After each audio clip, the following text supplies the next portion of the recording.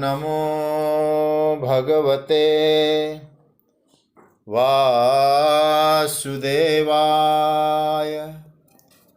कृष्णाय वासुदेवाय हरे परमात्मने प्रणतः क्लेशनाशाय गोविन्दाय नमो नमः।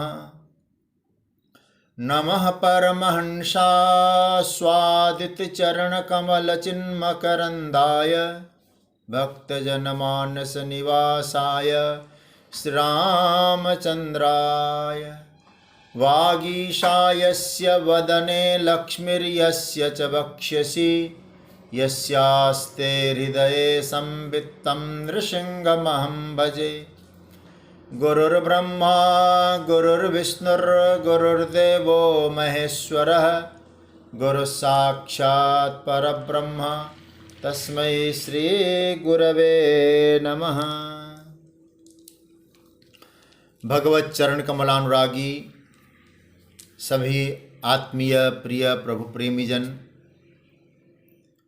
गाजियाबाद से मेरे पितृतुल्य पूज्य पांडे जी, भगवत चरण कमलानुरागी स्वाध्याय परिवार के सभी आदरणीय स्नेहीजन, विज्ञान के माध्यम से श्रीमद् भगवत गीता की मंगलमयी यात्रा में जुड़े हुए सभी प्रेमी जनों को मैं प्रणाम करता हूँ, वंदन करता हूँ, सबका अभिनंदन करता हूँ। जय सिया राम।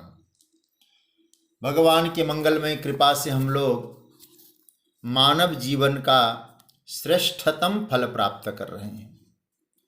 प्रभु की कृपा से हम लोग 13वें अध्याय में एक जो महत्वपूर्ण प्रकरण यहाँ है 5 श्लोकों का प्रकृति पुरुष प्रकरण, जहाँ भगवान ने प्रकृति और पुरुष का परिचय कराया है और पुरुष कैसे प्रकृतिस्थ होकर भोक्ता बनकर आवागमन के जंजाल में रहता है, उसका प्रभु ने यहाँ दर्शन कराया है।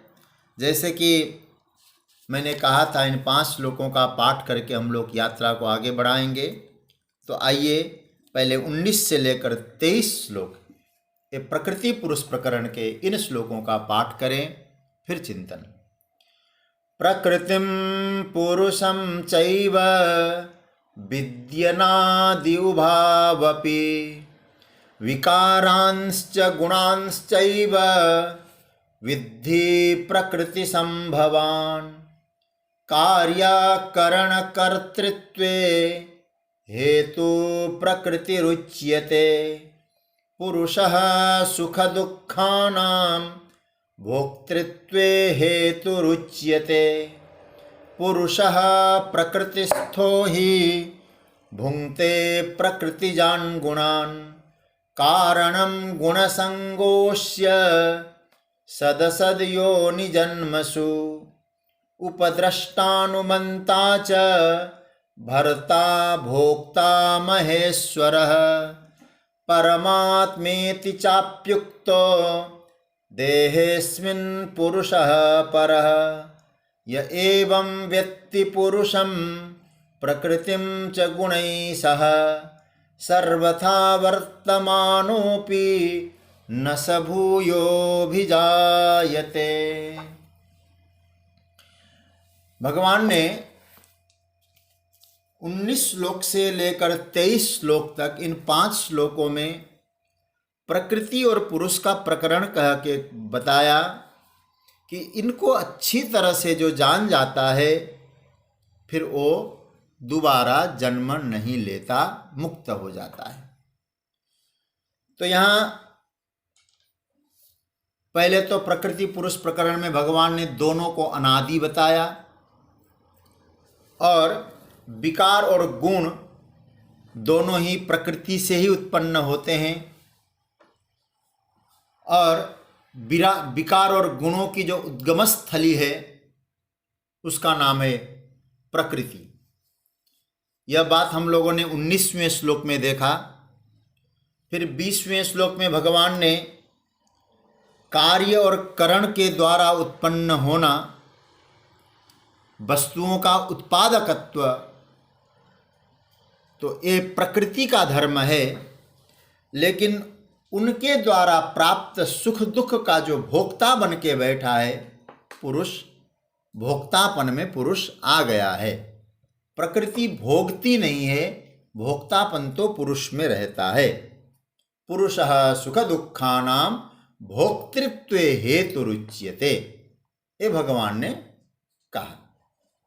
उसके बाद भगवान ये कहना चाहते हैं कि साधक यदि परम चैतन्य स्वरूप में स्थित हो जाए तो सुख दुख से परे जो परम आनंद कहा गया है, परम चैतन्य कहा गया है, उसमें वो स्थित हो जाता है।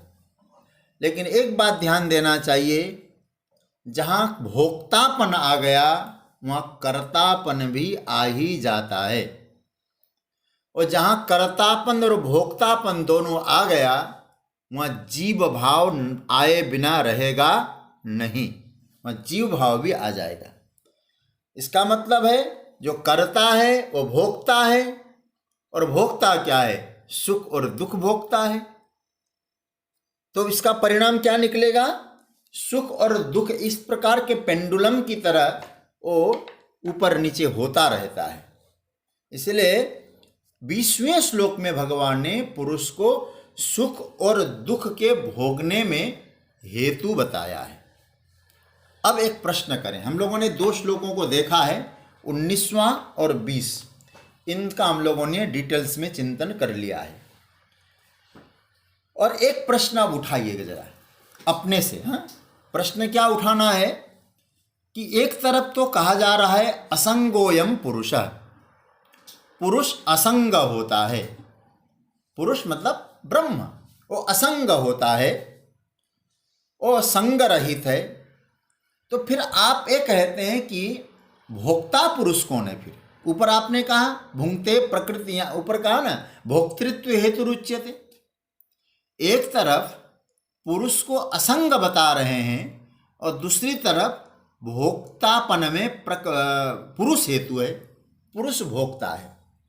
तो ये दोनों ही विरोधाभासी लग रहे हैं। जो असंग होगा वो भोक्ता कैसे बनेगा, और जो भोक्ता होगा असंग कैसे रहेगा? ये प्रश्न उठेगा।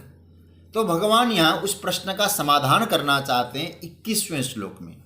मतलब भोक्ता पुरुष कौन है फिर, ये हम लोगों को ठाकुर जी समझाना चाहते हैं। तो 21वें श्लोक में इसका बहुत सुंदर विवेचन किया है। और पुरुष तो है लेकिन भोक्ता बन के बैठा है, इसका सूत्र है। तो आइए हम लोग इसका पहले पाठ करते हैं एक बार और फिर एक एक शब्द पर थोड़ा चिंतन करेंगे। 21वां, हाथ में पुस्तक लीजिए। पुरुषः प्रकृतिस्थो हि भुंक्ते प्रकृतिजान् गुणान् कारणं गुणसंगोऽस्य सदसद योनिजन्मसु। इसमें भगवान ने उस प्रश्न का समाधान किया है। पहले इसका अर्थ अन्वय देख लेते हैं। प्रकृतिस्थ पुरुष ही प्रकृतिजान गुणान भुंक्ते गुणसंगा अस्य सद असत योनि जन्मसु कारणम। इसको मैं रिपीट कर रहा हूं। प्रकृतिस्थ पुरुष ही प्रकृतिजान गुणान भुंक्ते गुणसंग अस्य सत असत योनि जन्मसु कारणम। अब इसका अर्थ देख लिए कि अर्थ क्या है। प्रकृतिस्थ पुरुष ही, पुरुषो ही, प्रकृति में रहने वाला, प्रकृति में स्थित पुरुष ही, पुरुष ही प्रकृतिजान, प्रकृतिजान मतलब प्रकृति से उत्पन्न हुए गुणान, गुणों को भुंक्ते, भोगता है, उनको खाता है, रस लेता है। प्रकृति में रहने वाला पुरुष प्रकृति से उत्पन्न हुए गुणों का भोग करता है। गुणसंग, यही गुणों का जो संग है, संग मतलब आसक्ति, यही गुणों में जो आसक्ति है, किसके? बोले अस्य, उसी पुरुष के। अस्य शब्द को बहुत ध्यान से समझना। अस्य मतलब पुरुषस्य, उसी पुरुष के जब गुणों में आसक्त होगा तो असत असत योनि जन्मसु, सद योनि और असद योनि मतलब ऊंची योनि और निम्न योनि में जन्मसु मतलब जन्म लेने का कारण बनता है। ये इसका तो अर्थ हो गया। भगवान सीधी सी बात करते हैं कि है तो पुरुष मतलब असंगोयम पुरुष, वो पकड़ के रखना। पुरुष की परिभाषा क्या बताए उपनिषद ने? असंगोयम पुरुष, पुरुष असंग है पर वह प्रकृतिस्थ हो गया। हमारे परम पूज्य स्वामी राम सुखदास जी महाराज अपने प्रवचनों में कहा करते थे, भाई बढ़िया चमकीले कपड़े पहन लिया, सफ़ेद एकदम वाइट कपड़े पहन के आए और जा रहे हो कोयले के खदान में। हो तो तुम वही हो, तुम्हारा नाम नहीं बदला, तुम हो तो वही हो, लेकिन उन कपड़ों को कोयलों के खदान में जाकर जो सफ़ेद पहन के गए थे, काले होने से बचा नहीं पाओगे, क्योंकि प्रकृतिस्थ हो चुके हो तुम। एक बात कहा करते थे। तो बात आई पुरुष जो होगा, कौन सा पुरुष? असंग पुरुष। क्या किया उसने? प्रकृति में स्थित होकर भोक्ता बन के बैठ गया। अच्छा, यहां जो प्रकृतिस्थ कहा जा रहा है ना, प्रकृति में स्थित, तो उसका ये भी अर्थ लगा लेना, प्रकृतिस्थ जब कहेंगे तो शरीरस्थ भी हो जाएगा, क्योंकि शरीर भी प्रकृति का है। वो कार्यकरण जो है कर्तृत्व में हम देख चुके हैं। तो इसका मतलब क्या हुआ? तो प्रकृतिस्थ कहने का मतलब शरीरस्थ भी मान लेना, मनस्थ भी मान लेना, इंद्रियस्थ भी मान लेना, इनमें बैठा हुआ है। तो क्या हुआ? अंतकरणस्थ भी समझ लेना। तो सत्य क्या निकलता है? निकलती बात सत्यता यह है अर्जुन, यह पुरुष शरीर में स्थित है नहीं। दो तीन बातें पकड़ना थोड़ा सा। शरीर में स्थित है नहीं, हो नहीं सकता, परंतु जब व्यक्ति, यह पुरुष शरीर को मैं और शरीर के संबंधियों को मेरा मानता है तो प्रकृति में स्थित हो जाता है, माना जाता है कि प्रकृति में स्थित है। क्या बताया? शरीर को मैं और शरीर के संबंध को मेरा समझता है, तो ये समझ लीजिएगा वो पुरुष क्या हुआ? शरीरस्थ हो गया, प्रकृतिस्थ हो गया। पूज्य स्वामी श्री पथिक जी महाराज एक बहुत बढ़िया बात कहा करते थे, बिरले संत थे। अभी हमारी आदरणीय दीदी मिथिलेश जी दुबई में हैं, वो पथिक जी से ही जुड़ी हुई हैं। तो वो कहा करते थे, व्यक्ति जन्म से लेकर मृत्यु पर्यंत साथी और सामान को पाने में और बचाने में लगा रहता है, तब वो व्यक्ति स्वस्थ नहीं हो पाता। क्या होता है? शरीरस्थ हो जाता है, प्रकृतिस्थ हो जाता है। तो क्या बढ़िया सूत्र दिया, वही प्रकृतिस्थ पुरुष भोक्ता बनता है। भोक्ता को जरा समझना, अनुकूल परिस्थितियों को सुखदायी मान लेता है और प्रतिकूल परिस्थितियों को दुखदायी मान लेता है, और उन परिस्थितियों में सुखदायी आ जाए तो सुखी हो जाता है और दुखदायी आ जाए तो दुखी हो जाता है। यही सुख और दुख का भोगना है। समझ रहे हैं ना? मतलब सुख आए सुखी हो गए, दुख आए दुखी हो गए, और प्रकृतिजन्य गुणों का भोक्ता बनने का हमने ठान लिया है। इसका मतलब क्या है? भगवान कहना चाहते अर्जुन, जैसे प्रकृति के गुण है सुख और दुख, क्या तुम अपने गुण समझ रहे हो? क्योंकि पुरुष में सुख दुख नाम की चीज है नहीं। कौन है? बोले असंग है। असंग तो आत्मा है, और आत्मा आनंद स्वरूप होता है, तो आनंद में न सुख होता है न दुख होता है। लेकिन तुम अपने आप को सुखी हूं और अपने आप को दुखी हूं कहते हो। मुझे बहुत अच्छा लगता है, जगतगुरु शंकराचार्य भगवान के भाष्य में उन्होंने कहा, देखो प्रकृति के गुण कितने हैं बताए? वो आप सबको मालूम है, 3, सत्वगुण, रजोगुण, तमोगुण। अब भोगता क्या है? प्रकृति के गुणों को भोगता है। कैसे भोगता है? तो भाष्यकार का मत है सुख, दुख और मोह। ये लिख लीजिएगा, बहुत आपको फायदे की बात बता रहा हूं। देखिए, सत्वगुण सुख देने वाला, रजोगुण दुखदाई और तमोगुण मोहदाई। ये मोह देता है। तो क्या होता, हम लोग तीनों का भोग करते हैं कि नहीं? यदि सुख का भोग कर रहे हैं तो आप सत्वगुण से बंध गए, तो सत्वगुण से बंध गए तो प्रकृति से बंध गए। यदि आप दुख को हटाने की कोशिश कर रहे हैं, सुख को बचाने की कोशिश कर रहे हैं, तो आप बंध गए। किससे बंध गए? बोले दुख से बंध गए। दुख से बंध गए मतलब रजोगुण से बंध गए। समझ रहे हैं ना? रजोगुण प्रकृति का है, तो किससे बंधे हम? प्रकृति से। प्रकृति से तो प्रकृतिस्थ हो गए। और कहते हैं मोह आ गया। मोह किसका? बोले तमोगुण का है। मोह आते ही हमारे पास जो है हमसे न छूटे, यही तो मोह है। ये मोह आते ही हम तमोगुण से बंध गए, और तमोगुण से बंधने का मतलब प्रकृति से बंध गए, और इन तीनों का हम लोग भोग करने लगे। तो देखो, प्रकृति ने कुछ नहीं किया, आप तो बंधे हैं ना, तो कर्तापन आप में आ गया, क्योंकि उनको स्वाद भी लें और आप कहें कि भैया हम तो बिल्कुल पाक साफ है। ये तो ऐसी बात हो गई कि हम भोजन भी करें, हम वस्तु भी लें, भोजन भी करें, और हम तो कहेंगे हम तो उपवासी है भाई। ये तो नहीं चलेगा।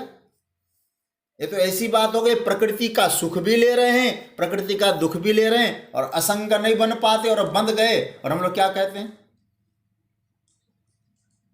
कौन सा मंत्र कह दो गुरुजी सबके सामने?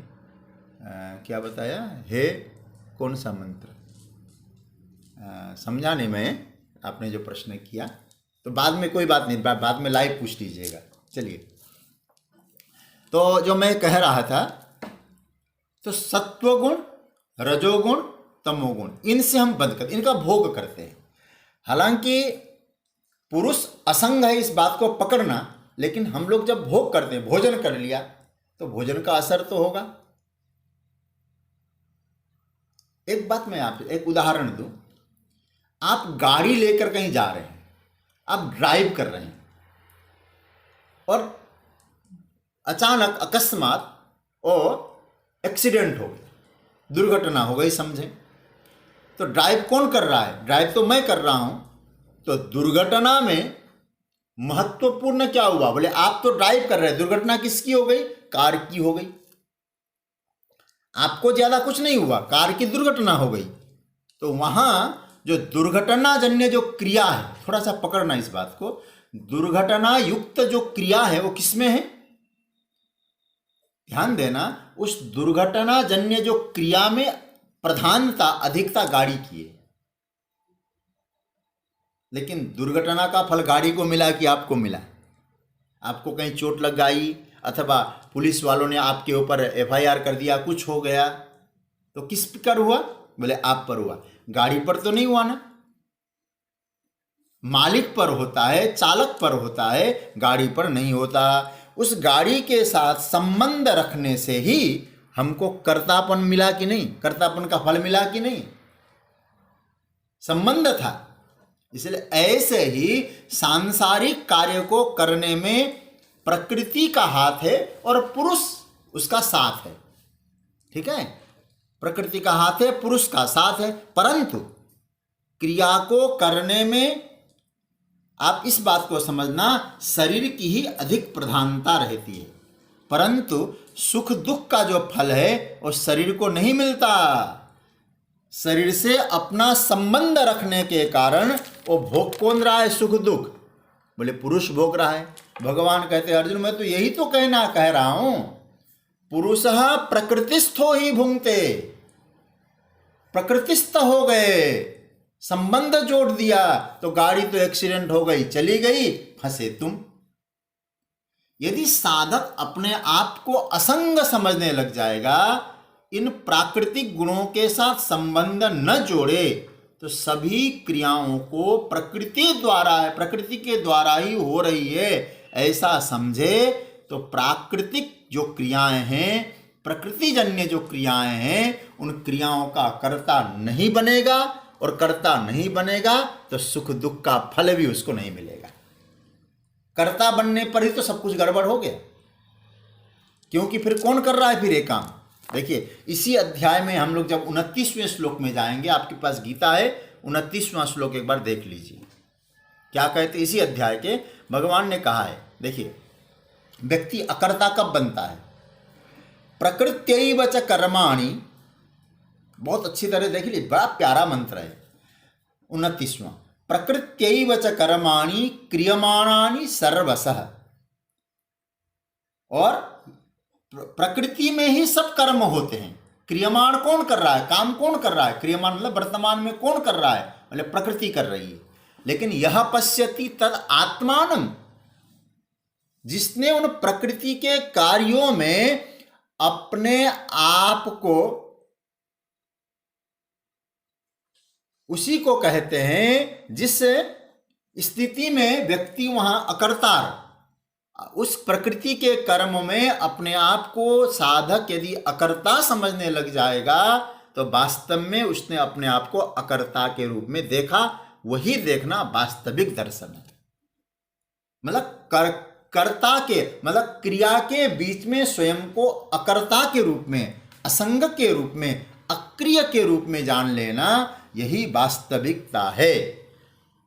तो क्या होगा, जब साधक स्व में, स्व मैं जो बोल रहा हूं, जब साधक स्व में स्वयं को महसूस नहीं कर पाता,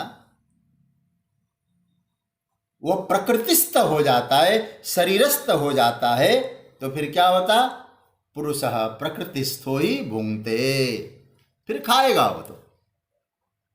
इसलिए प्रकृतिस्थ और देहस्थ जब साधक हो जाता है तो देहगत धर्म भी अपने में आरोपित करता है। कैसे करता है, थोड़ा ध्यान से समझना इन बातों को। देहगत धर्म क्या है, देहगत धर्म है आपके जीवन में जवानी, बुढ़ापा, गोरापन, कालापन, ब्राह्मण, क्षत्रिय, जाति इत्यादि।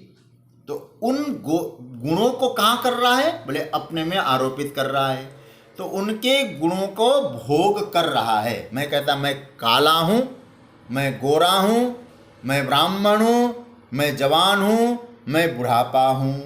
आप सोचना जरा, क्या ये हमने बनाया है गोरापन, हमने किया है कालापन, हमने बनाया, हमने चॉइस किया था कि हम ब्राह्मण के घर में आएंगे कि वैश्य के घर में आएंगे या शूद्र के घर में आएंगे। ये हमारे कहने से तो नहीं हुआ।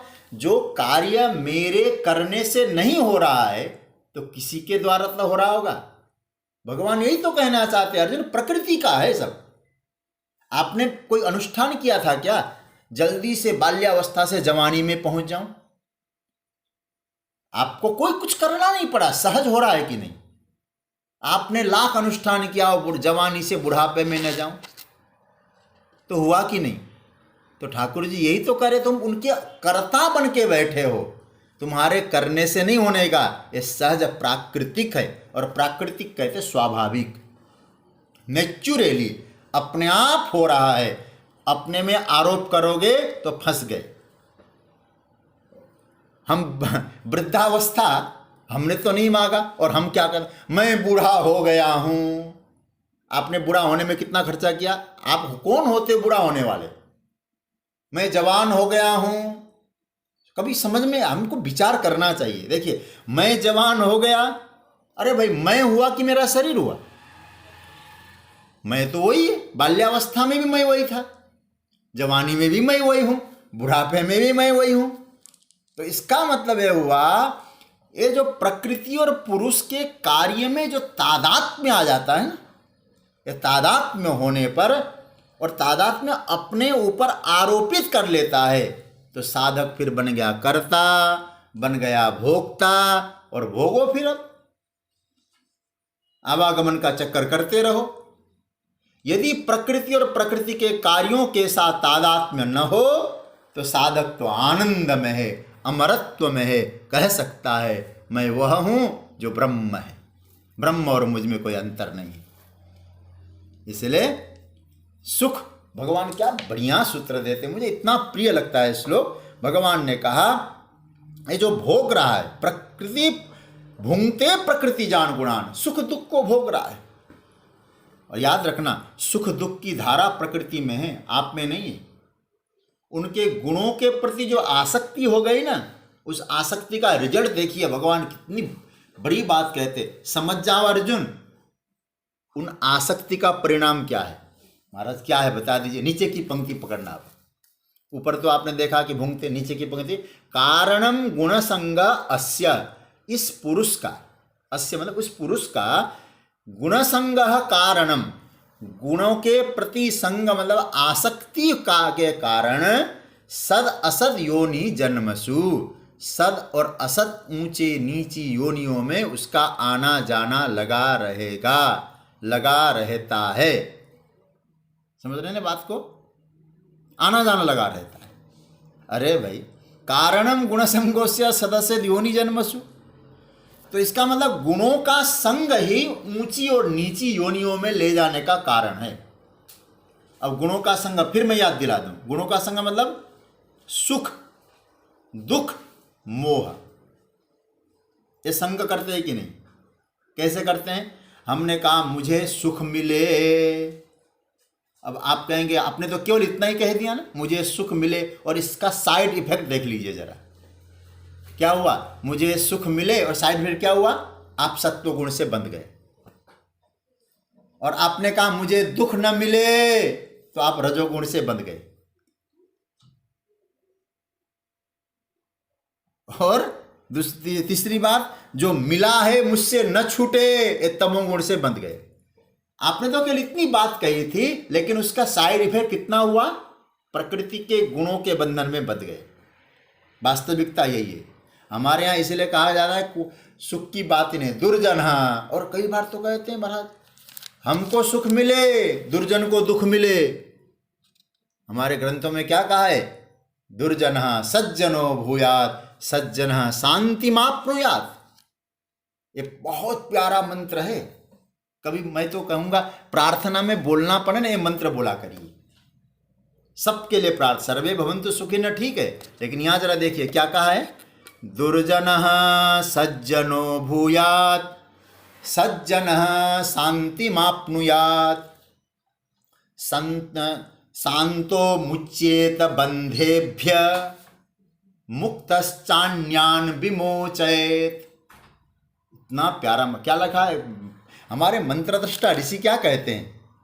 जो दुर्जन है वो सज्जन हो जाए, जो सज्जन है वो शांति को प्राप्त करे, जो शांत है उस बंधन से मुक्त हो जाए, और जो मुक्त है बंधन में बंधे हुए लोगों को भी मुक्त करे।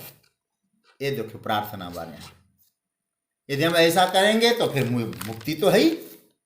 इसलिए भगवान कहना चाहते अर्जुन, ये संग ही, ये आसक्ति ही तुम्हारे जन्म और तुम्हारी मृत्यु का कारण बन के बैठे हैं।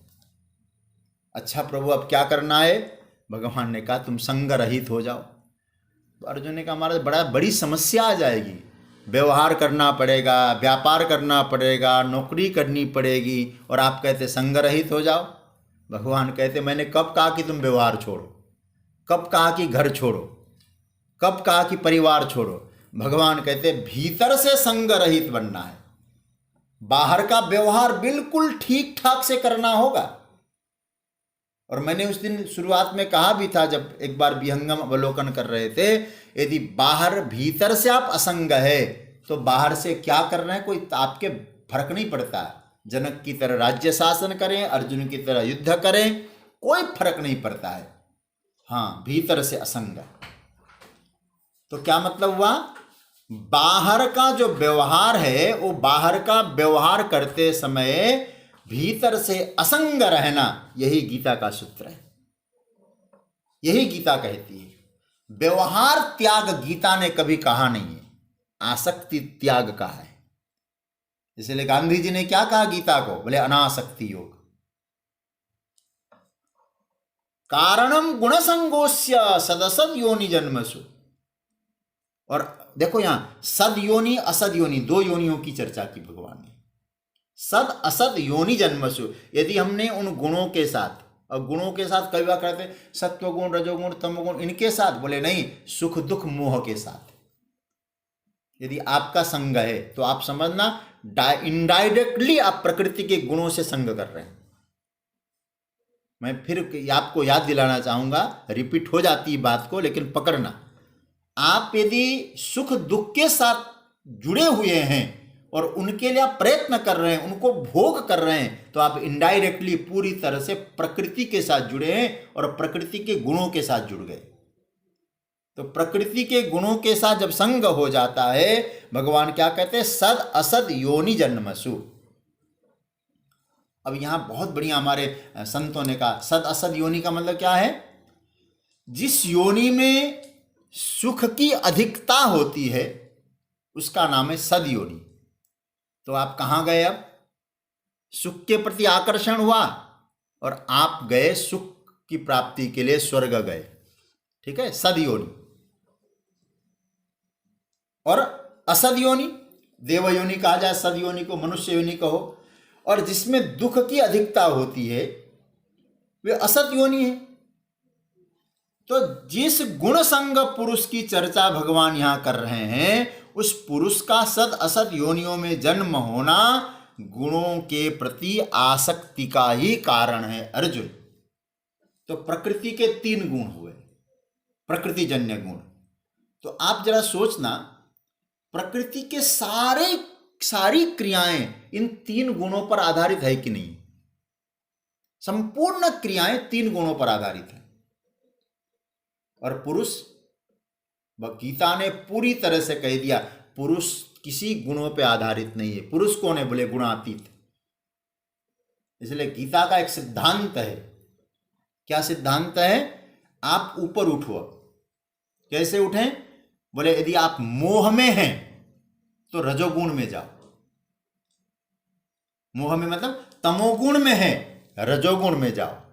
रजोगुण में है, सत्वगुण की यात्रा करो, और सत्वगुण में है तो यहां मत रहो, गुणातीत हो जाओ। गुणातीत हुए बिना भोक्तापन कर्तापन से रहित नहीं बनाया जा सकता है। इसलिए प्रकृतिस्थ पुरुष जहां इन गुणों के साथ तादात्म्य कर लेता है, तब अच्छी योनि में जाता है, बुरी योनि में जाता है। सत्वगुण में आसक्ति हो गई, देवलोक में गया। रजोगुण में आसक्ति हो गई तो कर्मयोनि, मनुष्य योनि, और तमोगुण में आसक्ति हो गई तो आसुरी योनि। इसलिए जब गुणों का वर्णन आया ना, आप देखना 14वें अध्याय का वो गुणत्रय विभाग योग है, 18वां श्लोक, प्रभु ने क्या कहा है, बहुत बढ़िया बात कही है। देखो इस बात को स्पष्ट हो जाएगा आपको। 18वें श्लोक में प्रभु ने क्या कहा, ऊर्ध्वम गच्छन्ति सत्वस्था। ये देखो, ये वो बात पक्की हो रही है कि नहीं। आप यदि सुख के प्रति आकर्षण है तो सत्वगुण में गए, तो सत्वगुण की इच्छा हुई तो कहां गए, ऊर्ध्वम गच्छन्ति, ऊपर चले गए देवयोनि में। और फिर क्या कहा, मध्य तिष्ठन्ति राजसा, बीच में आ गए, कर्मयोनि में आ गए, क्योंकि सारे कर्म रजोगुण में होते हैं, ये तो आप जानते हैं। तो कर्मयोनि मतलब रजोगुण। और उसके बाद जघन्य गुणवृत्तिस्था, निम्न स्तर की योनि है कौन, अधो गच्छन्ति तामसा, जो तमोगुण वाले हैं और नीचे के स्तर में जाते हैं, आसुरी योनियों में जाते हैं। तो तब अब बात क्या निकली, इन बातों का निष्कर्ष क्या निकला, प्रकृति में स्थित होने से पुरुष गुण का भोक्ता बन गया, गुण संग हो गया। और गुण शब्द का एक दिन मैंने कहा था, क्या गुण का अर्थ क्या बताया था, रस्सी। तो सत्वगुण से बंधा, रजोगुण से बंधा, तमोगुण से बंधा। अब आप कहेंगे कैसे बांधते हैं, बोले 3 प्रकार की जंजीरें हमने तैयार कर रखी है। बंधते जरूर है, कौन कौन सी, सोने की जंजीर है, एक चांदी की जंजीर है, और एक लोहे की जंजीर है ना। तो आप बंध तो जाते हैं, हम लोग बंध तो जाते हैं, लेकिन जंजीरों का अलग अलग प्रकार है भाई। कौन कौन सा, बोले यदि सोने की जंजीर पसंद है तो आप सत्वगुण से बंध गए, चांदी की जंजीर अच्छी लगती है बस रजोगुण से बंध गए, और लोहे की जंजीर है तो तमोगुण से बंधे। अब कोई व्यक्ति कहे भैया देखो तुम्हारा था लोहे का जंजीर है, मैं तो सोने के जंजीर में हूं, बंधा है कि नहीं? भगवान यही तो कहते हैं तुम पुरुष बन के चाहे सोने की जंजीर से क्यों न बंधे हो। इसलिए प्रभु ने ये नहीं कहा कि रजोगुण और की तमोगुण है, कहते हैं गुणसंगोस्य, गुणों के प्रति आसक्ति बंधन का कारण है, और चाहे सत्व गुण बंधा तो है ही हो। तो अब क्या हुआ, भगवान कहते हैं गुणबंधन हो गया, और गुणबंधन हो गया मतलब ये पुरुष लाचार हो गया, ये रस्सी जिधर खींचती है वो उधर ही चला जाता है, हैं? जैसे नचाती है वैसे नचता है। यदि प्रकृतिस्थ न हो साधक स्वस्थ हो, मैं जो शब्द प्रयोग कर रहा हूं ना, प्रकृतिस्थ न हो स्वस्थ हो, क्या होगा? सुख दुख नहीं आते क्या उसके जीवन में? उसके जीवन में प्रतिकूलताएं नहीं आती क्या? शरीर में पीड़ा नहीं होती क्या? मन में वेदना नहीं होती क्या? यदि स्वस्थ हो, उन गुणों से ऊपर उठे, भगवान कहते होती है अर्जुन। वो जानता है कि इन विकारों का आना स्वाभाविक है, लेकिन वो पुरुष कौन हो गया? असंग। जानता है इन विकारों से मैं असंग हूं, उन विकारों का भोक्ता नहीं बनता। और बुरा मत मानना आप, हम लोगों ने एक को भोगने की कोशिश करी है। जैसे सुख और दुख आते हैं ना, हम कहते हैं दुख चला जाए सुख मिले, तो सुख का भोक्ता बन रहे हैं आप। भगवान कहते हो ही नहीं सकता कि तुम सुख के भोक्ता तो बनो और दुख को हटाओ, क्योंकि प्रकृति में रहेंगे ही रहेंगे, तीनों रहेंगे, सत्वगुण रजोगुण तमोगुण, ये तीनों की साम्यावस्था प्रकृति है। ये पकड़ लेना इस बात को। प्रकृति की परिभाषा क्या हुई? तीनों की साम्यावस्था। साम्यावस्था मतलब समान रूप से। कौन कौन से रहेंगे समान रूप से? बस इस तरह से रहेंगे, उसमें सत्वगुण रजोगुण तमोगुण तीनों का रहना जरूरी हो जाता है। तो वो क्या करेगा? बोले सुख का स्वाद लूंगा तो दुख का भी लेना पड़ेगा, दुख का ले रहा हूं तो मोह का भी लेना पड़ेगा। इसलिए जब सुख आता है तो सुख के प्रति आसक्ति नहीं होती उसकी, और आसक्ति नहीं होती तो दुख परेशान नहीं करेगा। कभी आप सोचना ये दुख परेशान क्यों करता है? सुखासक्ति के कारण दुख परेशान करता है। सुखासक्ति न हो तो दुख परेशान क्यों करे भाई?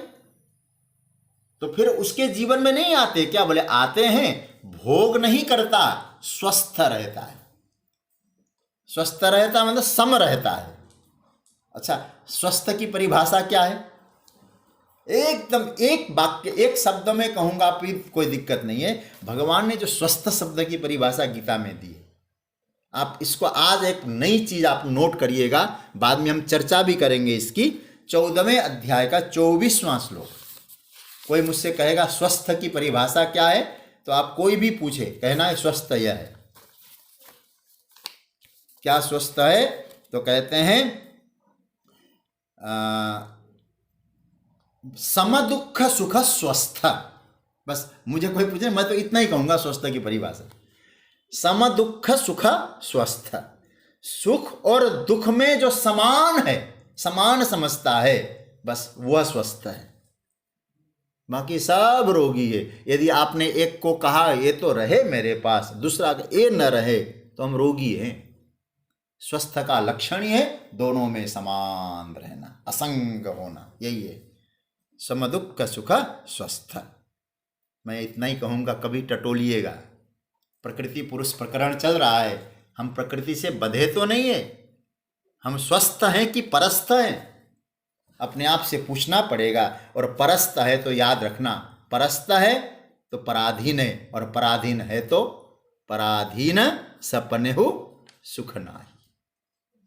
जिस दिन स्वस्थ हो गए तो सुख आपके हाथ में है, और पराधीन वस्तु के अधीन, इंद्रियों के अधीन, प्रकृति के अधीन अपने आप को समझने लगे और आपको हम सुखी भी बने रहें। ये तो सिद्धांत नहीं कि पराधीन भी बनो प्रकृति के और सुखी भी बनो। अर्जुन, ये हो नहीं सकता, स्वस्थ होना पड़ेगा। समदुख सुख स्वस्थ। तो स्वस्थ मतलब क्या होना? सुख में उतावले न बनो, दुख में उदास न बनो, और मोह में सो न जाओ। वर्तमान का मोह होता है। तो फिर यदि ये आ गए, सुख में उतावले हो गए, अभिमान आ गया, दुख में उदास हो गए, मोह में माला विशृंखलता आ गई, फिर हम लोग परस्थ है। और परस्थ है, परस्थ को ही पराधीन कहते हैं, और पराधीन है तो फिर सुख की कल्पना करना बेकार है।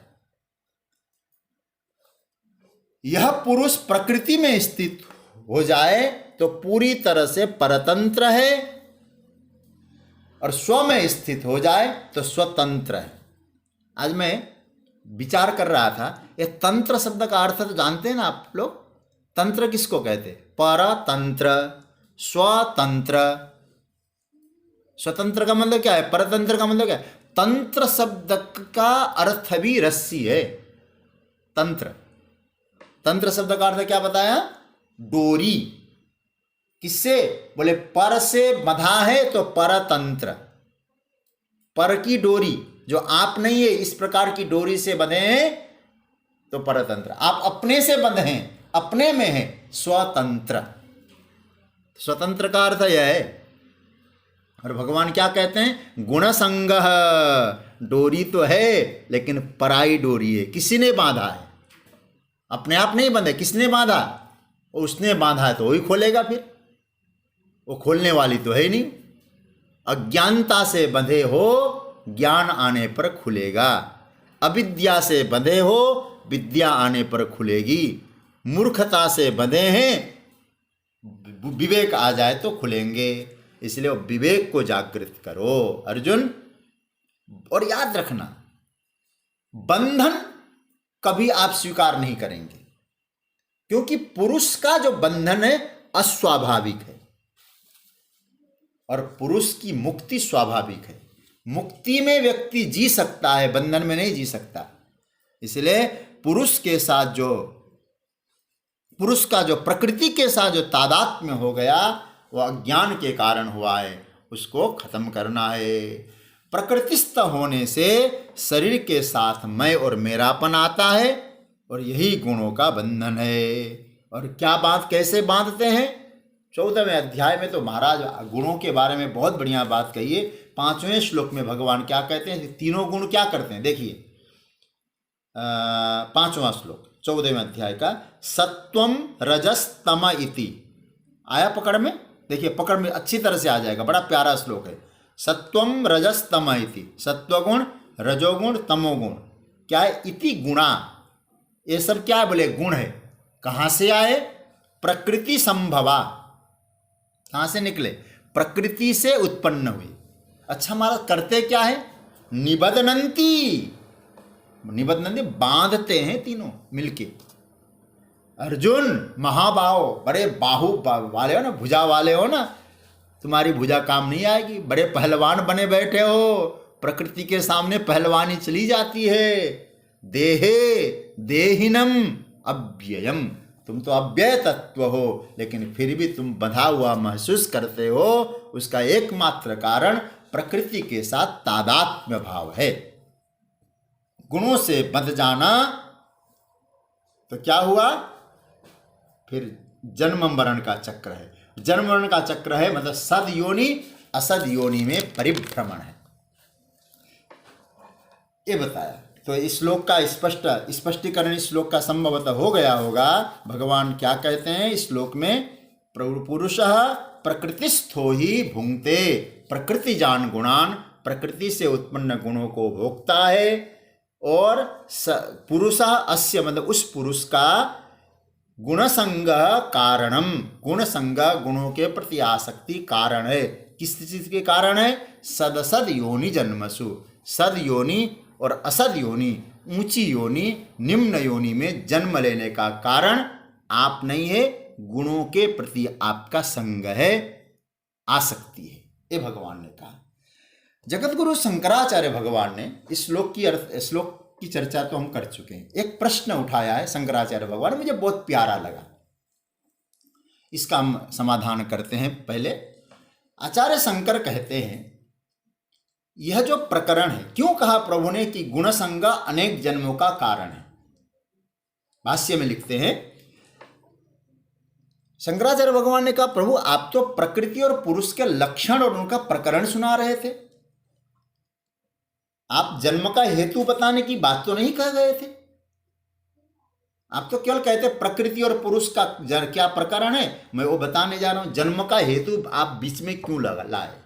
सदस्य योनि जन्मसु, जन्म का हेतु बताने का प्रकरण तो यह था नहीं, फिर अकस्मात जन्म का हेतु क्यों बताया आपने? और इसका समाधान पूर्व पक्ष से प्रश्न करके उत्तर पक्ष के द्वारा समाधान करते हैं, परिवर्जनाय। बोले तुम्हारी आसक्ति छूटे इसीलिए भगवान कह रहे हैं परिवर्जनाय, जिससे कि आपको ध्यान में रह पा जाए कि हमको इससे बचना होगा, इस आसक्ति से बचना होगा। प्रकृतिस्थ होने से और गुणसंग होने से साधक को बचना होगा। अतः प्रकरण के अति सन्निकट होने के कारण इस प्रसंग को भी भगवान ने धीरे से स्पर्श किया है। प्रकरण का सन्निकट है, निकट है ये भाव। इसलिए यदि देखा जाए तो निचली पंक्ति जो है ना, कारणम गुणसंगोस्य सदसद योनि जन्मसु, निचली पंक्ति इस प्रकरण से संबंधित नहीं लगता है। सदसद योनि जन्मसु कारणम गुणसंगस्य, प्रकरण तो चल रहा है प्रकृति पुरुष का, लेकिन जन्म का प्रकरण क्यों किया? तो भाष्यकार ने बहुत बढ़िया अंत में युक्ति दी, परिवर्जनाय उच्यते, संग परिवर्जनाय उच्यते। आप आसक्ति को छोड़ सको इसलिए भगवान ने यहाँ ये बात बताई है। आसक्ति ही जन्म मृत्यु का कारण है। तो एक बात और आती है महाराज, फिर जो पुरुष है परमात्मा है, तो जो आसक्त जन है उनके पास बैठता है कि नहीं बैठता है? भगवान ने कहा बैठता है। बैठता है? बोले हाँ। किस रूप में बैठता है? यहाँ 7 रूप बताए फिर उस ब्रह्म के। हम आज चर्चा नहीं करेंगे, आज थोड़ी सी एक बात करनी है आपसे। 7 रूप बताए उस ज्ञानी के हृदय में भी है, अज्ञानी के हृदय में भी है।